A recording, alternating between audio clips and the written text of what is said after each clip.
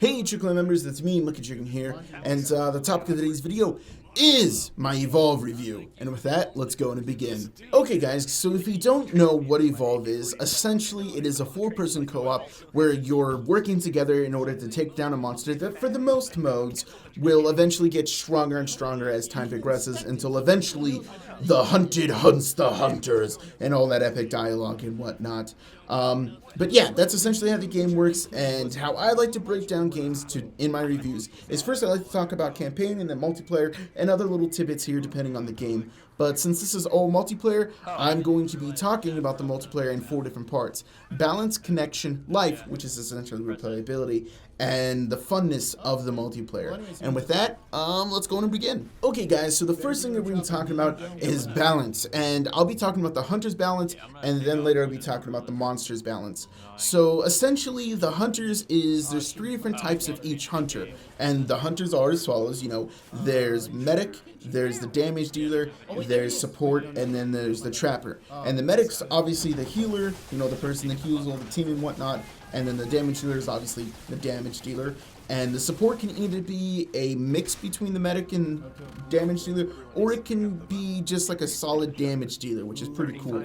The trapper is kind of the one that alerts us to the monster, finds the monster, and then the ultimate goal of the trapper is to trap the monster inside the dome. And me and my friends, we've kind of unlocked all the characters, and we've all essentially came up with the same conclusion that the first set of hunters that you get are the best. They're the most cohesive together, and they work the best together. For instance, the very first healer has a beam of health that can heal anyone, that's there on the map. And the issue with the later ones is, like, the very last one has this glove, which will pick you up if you die with no penalties. The issue with this one is when we're fighting, if the trapper dies, then the dome comes down, the monster gets away, and you can later evolve and become more powerful. So it's a better idea to have a beam of health just constantly healing the trapper if he's, taking damage from the monster, or, just constantly healing the damage dealer. This way he can eventually kill the monster, and so on and so forth. And that's just one of the issues with the hunters, is the first classes just work so well together that all the other later versions of them are not as good. The only one that I'll say, and this is from my own personal experience because I am the support guy, Bucket, another stage of the support class, he is good. He's one of the very few ones that I do like from the later stages of the hunters. The only way that he is decent is if you're not doing the traditional hunting of the monster, but you're doing some kind of defensive form, such as in the campaign modes. We'll get into that later. For the very last one, the stage where you're defending generators, if you set up all the turrets that he has, and he has this missile launcher and stuff, he's really good. It sometimes turns out that I do more damage to the monster than our damage dealer. Like, the most damage that I've ever done was like 20,000 points of damage, which is a lot, and that's because of certain reasons in this mode. But yeah, overall, the hunters they're not very balanced, they're not very good. It's kind of like the later stages of all the hunters are kind of like brain farts and users. They're like, oh my god, what about if the medic shot a grenade launcher, but instead of doing damage, it healed people based on splashdown? That'd be fucking amazing. It's kind of like someone said something like that instead of thinking, but how would this work together with all of the other guys? It just didn't work out that well. All those ones aren't that as good. But as for the monsters, the way I feel about the monsters and their balance is that the first one is not as powerful as the second one, and the second one is not as powerful as the third one. The third one being the Wraith, if I remember correctly. I'm really bad at naming the monsters because I've honestly never been one, because when you play in a party, you can't be a monster. So, yeah, the Wraith is really powerful, and I feel that he's way too powerful for these couple reasons. One, he has the ability to teleport, kind of get away from a situation. Next, he has this really crazy lunge where, like, he can lunge 100 feet or so, grab a hunter, no matter what role he is, grabs him, rips him away, and then does tons of damage to him. And then he also has the ability to, like, cloak himself and create a duplicate. So the reason why this is like a really powerful set of combinations is if we eventually do catch up to the Wraith, and he's super fast, if we do eventually catch up to him and our trapper drops a dome on him, he can essentially teleport, clone himself, and disappear and then crouch away and hide in a corner. And the duplicate can still do damage to us. And it's really hard to eventually do anything to him because it's really hard to catch up to him. Once you don't, like I just said, it's really still hard to even find him or even kill him, get anything done at all because he's very hidey. And then once he's maxed out, it's impossible to run away or try to set up or anything like that because he is so fast. I feel that in order to balance this particular character, he would have to do a lot less damage. But yeah, that's my main thing. Honestly, we fought him 4 different times and we've lost every single time. And as for the other 2 monsters that are there, we have died and lost to both of them, depending on how well our communications are with our team. Sometimes we play with random, and if that random, depending if he's the trapper and he can't drop a dome, then we don't do enough damage to the monster when he's early round, and later round we pay for that. Or, if the random is playing as the medic and he's not doing his role and he's trying to do damage to the monster thinking that he's not supposed to be healing people, then we fail for that reason too. So it all depends on cohesion of your team and whether or not you're all communicating.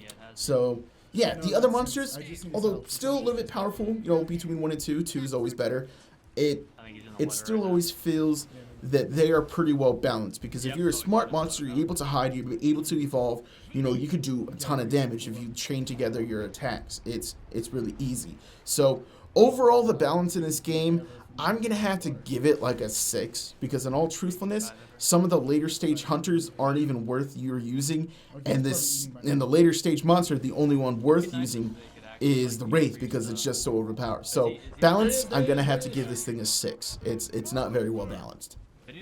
So the next thing we're going to be talking about is connection. And just, to let you guys know, I'm playing on PC, so there's always little PC issues here and there. It's PC gaming. So, yeah, the connection overall, I find that the game is not too laggy, although we will have the occasional time where one of our guys lags out or leaves, and it really does suck. And when you're down a person and you're playing as a bot, or there's a bot that's replacing your hunter, it's like being down a man, because you can't really communicate and say, medic, stop healing him and heal me, or damage you, get over here, or trapper, drop the dome. It's just really bad. You really do need this communication. So when you do eventually, if someone does get lagged out or DC'd, then it really is horrible, and it impacts your team dramatically, no matter whether you're the monster or the hunters. Because if the monster DCs, then he just kind of plays a, he doesn't really. It's not really a fight. It's kind of weird.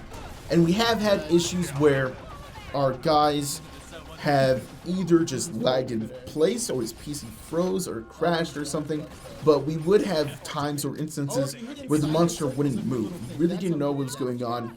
It didn't really seem that he lagged out because he never DC'd, but it didn't really seem like he was there or had any option. It seemed more like the game crashed around him and being the monster or something in some weird form. We've just had the monster being frozen in place, and it was really strange. Overall, the only time that I feel that there is any kind of frame issue or anything like that is kind of in the first initial part where you are playing as the hunters and you're dropping down. There's this dramatic little frame thing as the plane is loading in, and it's kind of a crucial point because it's like your first little hints to where the monster can be. You can look, to your left, your right, up or down, and you can kind of see him in the distance if you're quick enough and whatnot, or if there's birds over here or something like that. It's a really important role when you're dropping from the drop ship and you're looking down, and it kind of sucks that that's the most often the place where you get frame rate issues, so you could miss something, which is really unfortunate. But overall, those are the really only bugs we have. We've only happened, the frozen thing twice, and the frame things, although it doesn't happen every single time, it's the most common place that if you will drop frames, it will happen. So overall, I'm gonna have to give the connection about an 8. So the third little thing that we're going to be talking about here is the life of the game, the replayability. How much can it make you come back and play it more?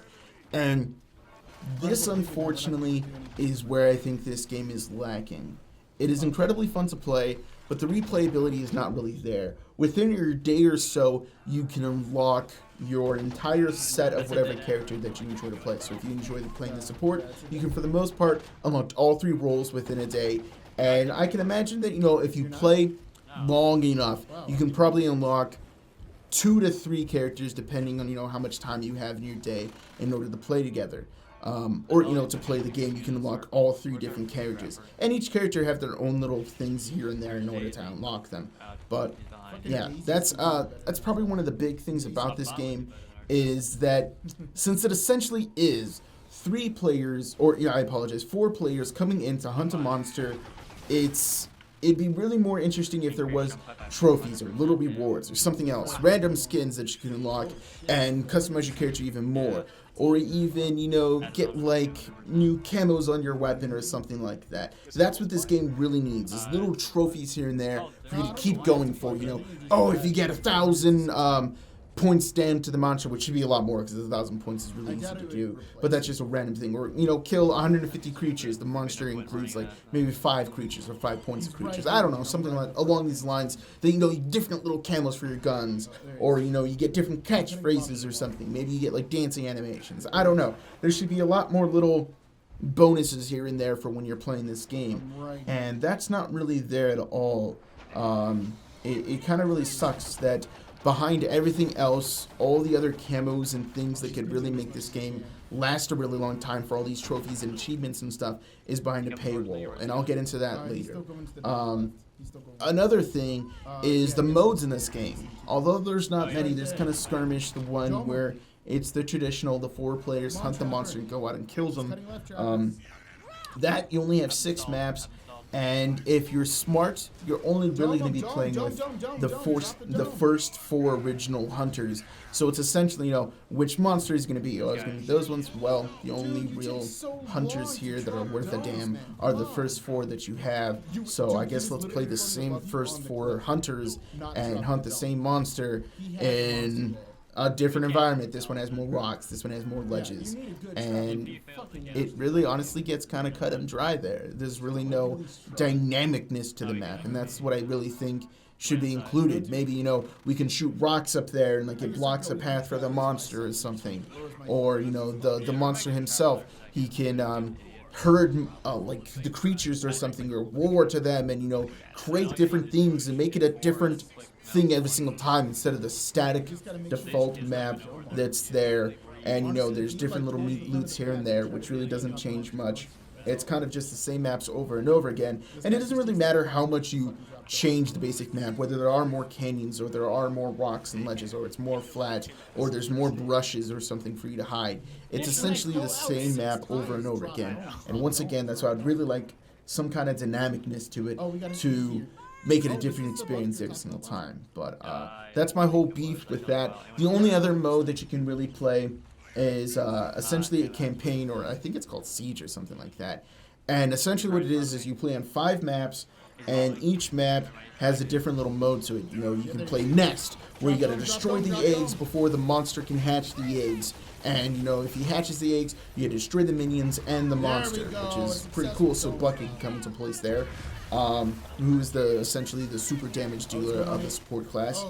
And, there's another one that's called Rescue, where you have like stranded people out in the middle of the maps, and we got to collect them and bring them to the evacuation point before the monster kills them. I think he has to kill 4 or 5 of them, and if he does that, then he wins. Or if he kills all of us, he wins.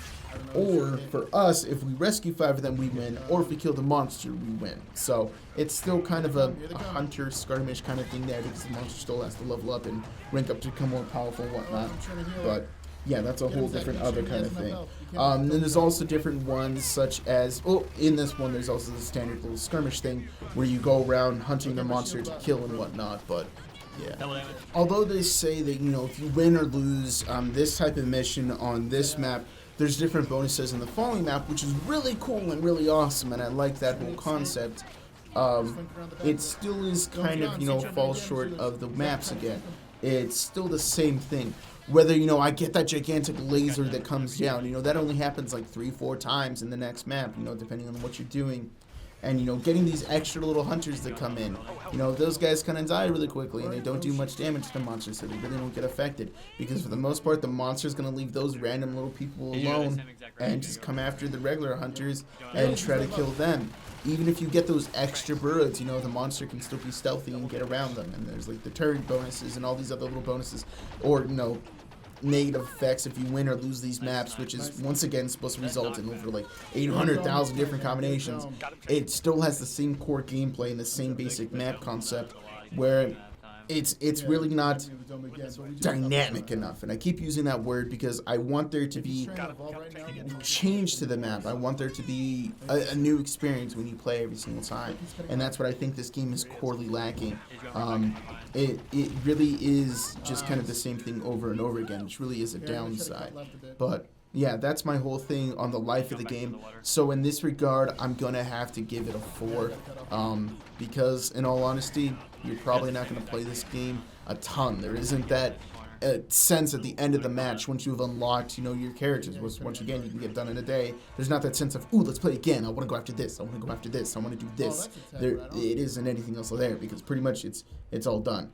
Although once you do have these little emblems that you can get, but those things are not really worth it for that point. It's really not anything that you really cared about, these little emblems that you make. Hell, half the people don't even know how to make them. But yeah, it's truly not worth it. So I'm going to have to give it a 4. So the last thing that we're going to be talking about here is the funness of the game. How much do I enjoy playing it?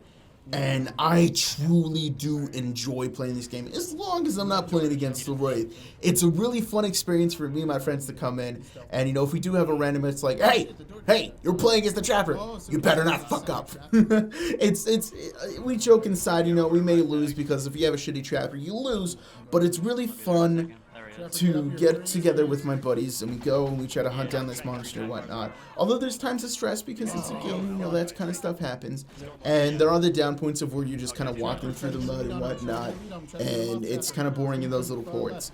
But it's really fun because you have your friends working together, and that's what I really love in a game, is we and my friends just talking and just really enjoying when there's a lot of communication. In this game, there is tons of communication. If you have the right team, it's like, oh, I think he's over there. Oh, I'm going to try to cut up over here. Oh, and then there's this whole concept of the there system where if you hit Q, it points to the target over there. Like, boom, that's where I think he is over there. Let's do this. Let's cut over here. And then like strategy and stuff. It's a real enjoyable game, and I really enjoy playing with my friends. It's a really fun time. And there's nothing better than when you slay the monster, or when all your buddies, you maybe have like your last stage of health, and maybe like 1 or 2 of you guys are down, and the monster has like one little meat chunk of health left, and it's just taking down, and it's almost there. It's like, then you killed the monster. It's super awesome. It really gives you a really good experience when you slay the freaking monster, and it's a real communal effort, because that's what it is. It truly is. Even if you die, you're the medic, and you didn't kill the monster yourself, you know that you had an important role of healing the damage dealer, or the support, or the trapper, making sure that no one else died. And when you're playing the damage dealer, you know that you absorbed tons of damage, and he slays himself. When you support, you did a mixed job there. And if you're a trapper, you better freaking know how to drop a dome. So you can take solace in knowing that you know how to drop a dome if you know how to. But yeah, it's a real fun experience. So for overall funness, I'm gonna have to give this thing a 9, because I always enjoy whenever me and my friends are playing. It's a real cool experience. So fun, I'm gonna give you a 9. Okay guys, so I talked about other categories that I really break down and review a game over. But I'd like to save this last little part for any other little concerns or nicks I have for a game. And my thing with this game kind of goes back to the overall life of the game. And my big thing with this game is that there is no little micro things that make you super happy to enjoy the game. Getting extra little skins, or customizing your character, or, besides the dynamic thing, I really want to kind of focus on the whole little skins there, and getting rewards and buffs and bonuses and all this kind of stuff for playing the game. Really kind of showing off that you're a player and that you've played for a long time. A lot of games do that. Hell, Counter-Strike, you have all these skins that you can buy, which is really cool. So you can save up all, all the crappy skins that you get there, and then to trade up for these things and all these really cool little things there. And in Call of Duty, you can work towards getting all the different camos, or, supply drops and all this other kind of stuff. There's always these little things that, like, here, bonus, you did good. Here, bonus, you did good. And in this game, all those little things that you really enjoy getting, all those camos, and customization that you enjoy having in your character, is behind a paywall, and you have to buy and pay for these things, and they're kind of expensive, for like a skin for, I think, like one set of a hunter for these particular guns. is like $2, and it really is kind of expensive because that's only one character. Even if you get, and you might not even get the chance to play that character because you don't always play the character that you want. So yeah, that's one of my big things. And another thing that a lot of people talk about is how later down the road the DLC, which when you buy the season pass is $20, you're going to get a hunter and some monsters later down the road. And a lot of people are saying, well, there really should have been a few more hunters and there really should have been a few more monsters. And I agree with them because you can unlock most of the characters within about a weekend's worth of play. You can unlock all the characters that you could possibly get in this entire game, which is a little bit ridiculous. And in that regard, it sucks. There really should be something for more longevity, some more rewards. And it's also kind of ridiculous that all these skins that are there for the game that can make you really show off your character are, although they're behind a paywall, aren't included in the season pass. So I think somewhere out there someone said that in total, if you wanted to get all the DLC that's on this game and you pay for the game, including the season pass, it's somewhere around like $200 because it's like a $60 game, a $20 season pass, and then with all the little bundles here and there for the game, because there's a ton of DLC that you could buy, it's like a total of $200. And even with all that extra downloadable content that you have to, and not that you have to pay for, that if you pay for, there still isn't anything there for you to keep on coming back for. And I think that's one of the biggest faults of the game. I think they should have, if you're going to make a $60 game, you should make all those skins and stuff, just leave them into the game, make them little bonuses, say like, oh, if you kill the monster while doing some other little crazy thing, or create little crazy challenges, or put, a counter up there that you have to do a certain amount of this, and then you get those skins. That would have really made it a lot more fun. You could hunt and try to challenge hunt for the skins that you want, and that would have been cool. But instead, they make you pay $60, and then in order to really customize your character, you got to pay more money for these skins. And in all honesty, if that's what they wanted to do, if they want to go the route of Counter-Strike and make tons of skins and you pay for them and stuff, then make the game like $20. In all honesty, because it's not worth $60. I don't believe that in my heart of hearts. This game was not worth $60. Although I kind of regret buying the game in some small ways because I don't think it's worth $60. But in other parts, I don't, because I still get it. Although I do have fun with my friends, I can also make this video and warn you guys probably about not buying this game in some way. So if you're thinking about buying this game, don't unless you have a lot of friends that will play this game with you. Because if you don't have a lot of friends, then you won't play this game and you'll sit there and collect dust, because it's really not enjoyable to play or to find other people randomly, and that's not fun. So yeah, all in all, I guess my whole gripe with the game is they should have picked a model, not this whole pay for premium, pay for the season pass, and then still pay for skins. They should have either made it a $60 game and then you randomly get skins, or made it like a $20 game or something, and then you pay for skins, which would have been fine. But this weird model of them doing every model that's out there and combining into one for them to line their pockets, which is nothing wrong with you getting paid, get paid, but I just feel like my wallet's being raped for money for a game that looks like it truly can be an amazing game that just isn't. There's not enough content there, and you have to pay if you want more content, and that really sucks. So, yep, that's my whole little beef there. So guys, we're wrapping up towards the end of the video here. I know that it's been going on for a while, but that's what my reviews are. They're really long-winded. I explain everything. I give my opinion. I tell you how I feel about things. And I hope that in these longer videos for my reviews, because I don't try to condense them and make them really short, you can really get a feel of how I feel about the game. So overall, this game in its entirety, how it is right now, I'm gonna have to give this game like a 6. It's not an amazing game. I've played better games, although it's not the worst, but I don't want to give it a 5 because, once again, I got this hope that it's an amazing game and it can truly be amazing, but there's just not enough there for me to truly just back it and give it to you guys. So yeah, I'm gonna have to give this game a 6. Will I recommend it for you guys to buy? No. Wait until it gets cheaper. Wait until the game drops in price, or there's a Steam sale, or some other kind of crazy deal and wait until it drops to like $20 to like $25, somewhere around there. I don't even, some people say it could be a $40 game. I don't even think it's worth that. I don't think it's worth $30, maybe $20, $25. This way you can still get DLC and probably let little crazy skins and stuff. So yeah, I don't recommend for you guys to buy this game. Wait until it drops in price. And I just wish there was more content. That's all I can really say about this game. Hopefully you guys have enjoyed it. So lastly, I would like to ask you guys, what if you've played this game? What do you think about it? And how is my opinion affected you? You know, if you are playing this game, what do you think about it? Is your opinion different from mine? But with that, guys, that's the end of the video. Hopefully you guys have enjoyed. I'm Monkey Dream. So I really got. Peace.